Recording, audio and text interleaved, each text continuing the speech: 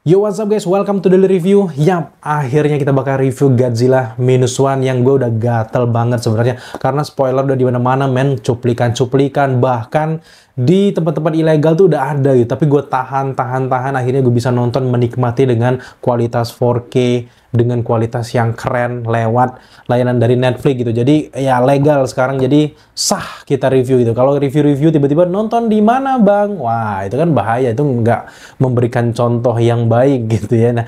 Nah menurut gua Godzilla Minus One ini benar-benar telat banget masuk Indonesia, karena kalau dihitung-hitung perilisan itu kan dia perilisan November 2023, mulai masuk ke barat itu Desember 2023, masuk Indonesia itu baru Juni 2024. Udah berapa bulan ini Toho gitu ya.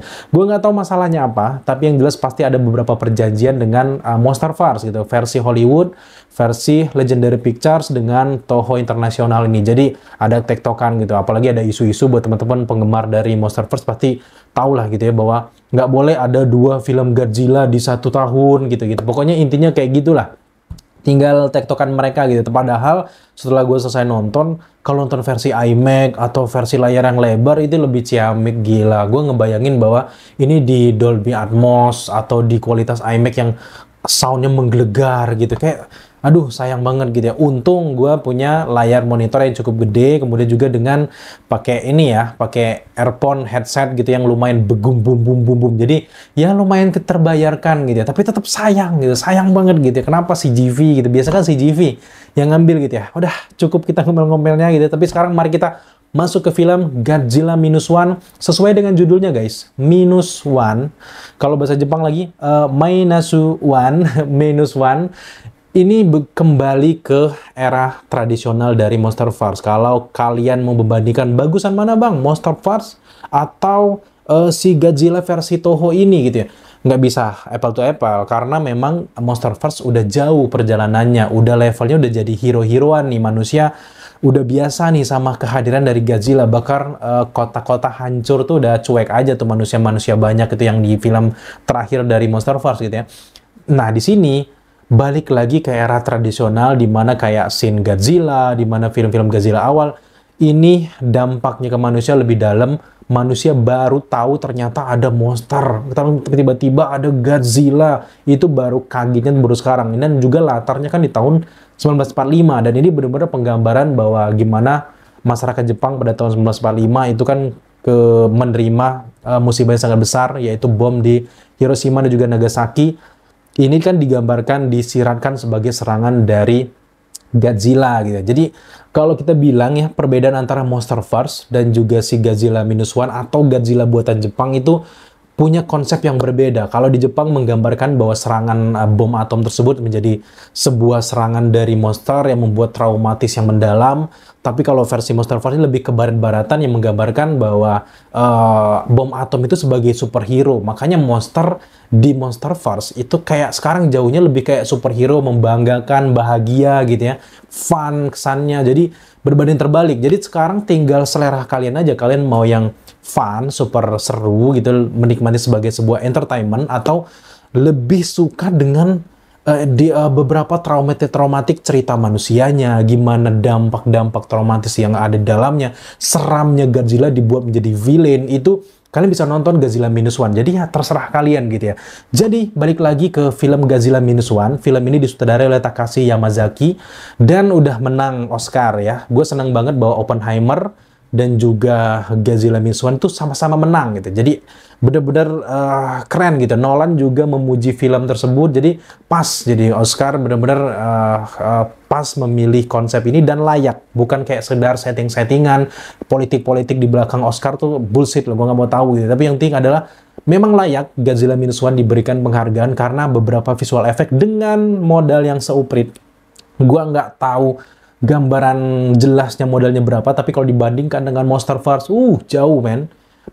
Godzilla Minus One tuh cuma segini gitu. Dari awal sampai akhir film, itu visual efeknya wow, memang ya kalau mau dibandingkan lagi ya nggak apple to apple gitu. Kalau CGI ataupun itu dari versi Legendary Pictures dan juga yang udah kerja sama Warner Bros dan juga produksi Hollywood, ya jelas bagusan Monsterverse gitu. Tapi Ini untuk modal segitu dengan orang-orang yang lebih banyak lokal Jepang dengan visual sekeren ini, apalagi gue udah nonton breakdown VFX dan juga CGI-nya, itu keren parah men. Mereka ngebuatnya gimana dari boneka Godzilla yang digoyang-goyangin gitu. Gue udah nonton BTS-nya, jadi gue udah tahu, oh adegan ini kayak gini, kayak gini, kayak gini. Jadi ya itu mungkin ya bukan sesuatu yang spesial berdua karena gue udah banyak banget spoiler yang dihadirkan. Tapi yang gue kaget setelah gue ketimpan banyak spoiler, cerita manusianya sih keren banget manusia. Yang paling gue salut juga adalah karakter utamanya yaitu Ryonosuke Kamiki sebagai kayak tentara kamikaze, kayak pilot khusus untuk bunuh diri gitu ya. Di sini bener-bener dari awal sampai akhir itu enak banget ngikutin ceritanya. Mulai dari dia awalnya nggak mau bunuh diri, kemudian juga dia terjebak di pulau. Nah di pulau itu tiba-tiba dia pertama kali ngeliat Godzilla di depan mukanya.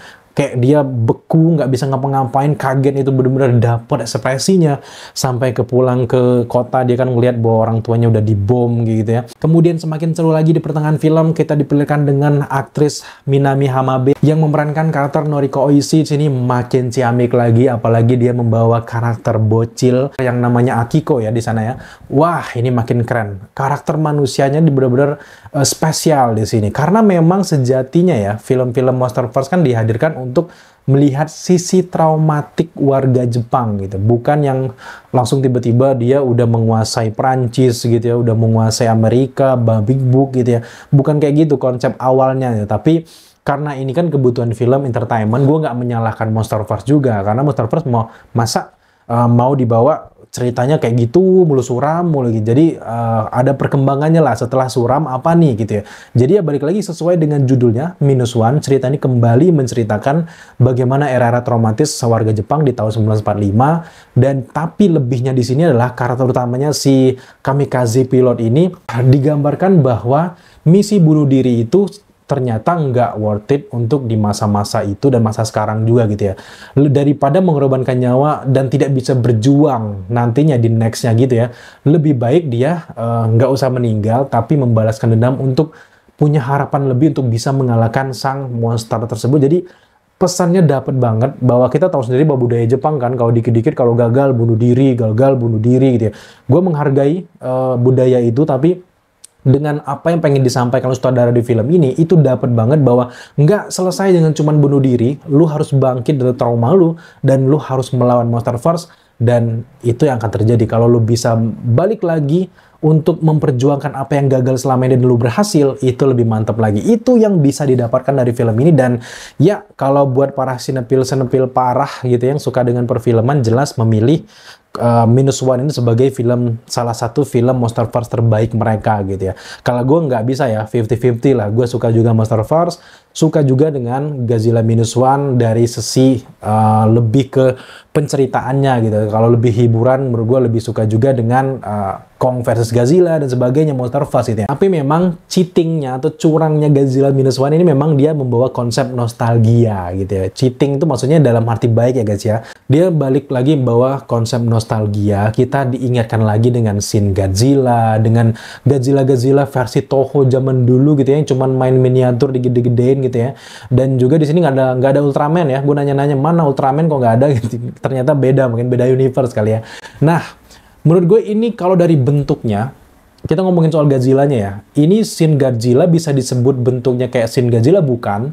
Lebih aneh bentuknya, ini lebih ke desain terbaru dari versi sutradaranya dan juga Toho gitu ya. Jadi nggak bisa dibilang bahwa ini adalah Shin Godzilla sambungannya, ternyata enggak nih. Dari bentuk-bentuk wajah seramnya itu agak beda. Ini lebih ke versi baru, versi -1 gitu. Jadi nggak bisa disamain dengan versi Toho yang dulu atau versi Godzilla zaman sekarang, nggak bisa. Bentuknya beda gitu. Bahkan kayak dia Atomic Bridge-nya itu kayak agak beda gitu. Walaupun konsepnya sama, tapi lebih, gue suka banget momen yang dia munculin taji, yaitu kayak tuk tuk tuk tuk tuk pum gitu. Keren gitu ya. Gue juga suka konsep cerita yang nggak menghadirkan monster lain. Karena ini kan baru awal -1 kan. Jadi gue suka bahwa manusialah yang dihadapi Godzilla ini dengan kecerdasan manusia. Sepintar-pintarnya Godzilla, sekuat-kuatnya Godzilla bisa banget buat dikalahkan gitu ya. Dan gue agak aneh gitu ya. Bukan aneh. Agak kurang menerima dan kaget tepatnya adalah Godzilla di sini bisa regenerasi walaupun udah meledak. tiba-tiba gumpalnya ternyata bisa hidup lagi. Ini spoiler ya buat teman-teman ya. Itu konsep regenerasi dan juga healing factor ini kayak agak kaget bagi gue gitu. Gimana bisa mengalahkan monster ini kalau tiba-tiba dia bisa hidup lagi gitu ya. Nah, buat teman-teman yang mungkin nanya, Bang, apakah ada film kedua dari Godzilla Minus One ini? Kabarnya memang sejauh ini sutradara dan juga tim belum ada rencana sama sekali untuk film kedua. Dan kayaknya nggak bakal ada, tapi di sini kan ada plot twist juga di ending di mana tiba-tiba Godzilla-nya tersebut ternyata ya bisa diindikasikan belum meninggal itu. Artinya bakal ada ancaman lain setelah ini. Memang dipersiapkan sebagai modal kalau filmnya bakal lanjut ke film kedua. Jadi ada banyak kejutan-kejutan di sini guys. Dan juga menurut gua beberapa pewarnaan memang cenderung gelap, tapi memang gelapnya ini mungkin membantu CGI dan juga visual efeknya, ya nggak masalah gitu ya. Dan yang penting adalah ekspresi dari manusianya dapat banget. Jadi buat teman-teman yang pengen cari film Monsterverse yang lebih banyak cerita manusianya, yang nggak bertele-tele kayak Monsterverse gitu ya, menurut gue lebih baik kalian nonton Godzilla Minus One. Kalau Monsterverse udah jauh nih, udah levelnya dunianya udah Monsterverse gitu, manusianya cuman sekedar tambahan aja nih, udah kayak gitu. Ya lagi-lagi tinggal pilihan kalian mana yang bagus, tapi kalau mau mana yang terbaik itu nggak bisa di apple to apple kan, nggak bisa dibandingkan karena punya sisi menariknya masing-masing. Kalian toh yang nonton video ini mungkin ada yang suka yang Monsterverse, ada yang suka versi Toho, jadi silakan pilih aja gitu guys. So secara keseluruhan gue akan bahas tentang cerita-ceritanya, bagaimana chemistry-nya. Gue suka dengan visual efeknya gitu ya, meskipun memang masih banyak harus kemajuan yang harus dipoles-poles lagi. Menurut gue dengan budget segitu udah sangat luar biasa. Dan ya satu lagi gue suka dengan scoring dari Naoki Sato. Banyak banget sini momen-momen nostalgia kayaknya buat teman-teman yang suka dengan Monsterverse. Jeng jeng jeng jeng jeng jeng jeng jeng. Pokoknya ada banyak banget scoring musik yang mendebarkan banget di sini, dan gue suka dari scoring perpaduan antara sinematografi, cerita yang menarik, scoring. Plep, ini paket sempurna gitu ya. Apalagi di Rotten Tomatoes skornya 98%, 98%, audiens sama kritikus tuh bener-bener sama gitu skornya. Jadi jarang banget film dikasih sempurna kayak gini. Jadi kalau gue bisa kasih 100, gue kasih 100. Tapi nggak mungkin nggak ada film yang sempurna, terutama gue yang kurang agak gimana gitu. Ada beberapa adegan-adegan yang kelihatan banget CGI-nya gitu. Jadi untuk ke depan, untuk biar nggak terlalu berpuas diri, gue akan memberikan skor untuk film ini di angka 90 dari 100. Itu udah gede loh. Nah, buat teman-teman udah nonton Godzilla Minus One, berapa skor kalian untuk Godzilla Minus One? Atau punya beberapa titik-titik yang mengganggu kalian, silahkan tambahkan di kolom komentar di bawah. Thank you buat teman-teman yang sudah menyaksikan review Godzilla Minus One. Kalau kalian punya film menarik yang pengen kita review di video selanjutnya, jangan lupa tambahkan permintaan kalian di kolom komentar di bawah.